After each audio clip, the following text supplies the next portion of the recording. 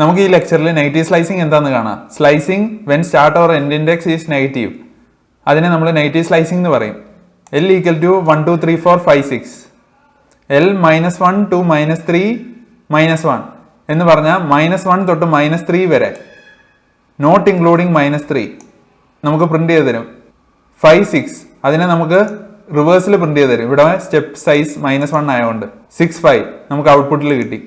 L -1 to L -1 -1 എന്ന് പറഞ്ഞാൽ -1 തൊട്ട് 0th index of the list നമുക്ക് റിവേഴ്സിൽ പ്രിന്റ് ചെയ്ത് തരും. 6 5 4 3 2 1 അതായിരിക്കും ഇതിന്റെ ഔട്ട്പുട്ട്.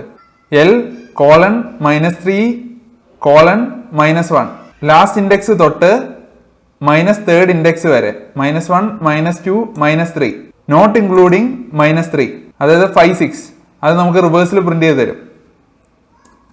6 5. ഇനിയുള്ള 3 കേസസ് ശ്രദ്ധിക്കണം. L -1 -3 സ്റ്റെപ്പ് സൈസ് ഇതിലില്ല. സ്റ്റെപ്പ് സൈസ് ഇല്ലേല് അതിന്റെ അർത്ഥം സ്റ്റെപ്പ് സൈസ് 1 ആണെന്നാണ്. അതുകൊണ്ട് ഇതിന്റെ ഔട്ട്പുട്ട് എം ടി ആയിരിക്കും.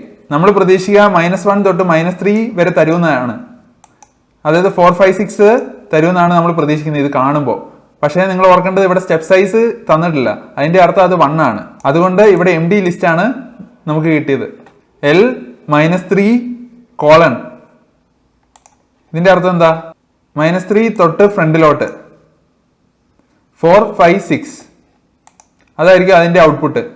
കാരണം സ്റ്റെപ്പ് സൈസ് 1 ആണ്. L -2 ഇത് സ്റ്റാർട്ടിംഗ് ഇൻഡെക്സ് തൊട്ട് -2th ഇൻഡെക്സ് വരെ നോട്ട് ഇൻക്ലൂഡിങ് -2. ഇവിടെ 5 ഇൻക്ലൂഡ് ആവുന്നില്ല, 4 വരെ ഉള്ളൂ. 1 2 3 4 ആയിരിക്കും ഇതിന്റെ ഔട്ട്പുട്ട്. Thank you guys.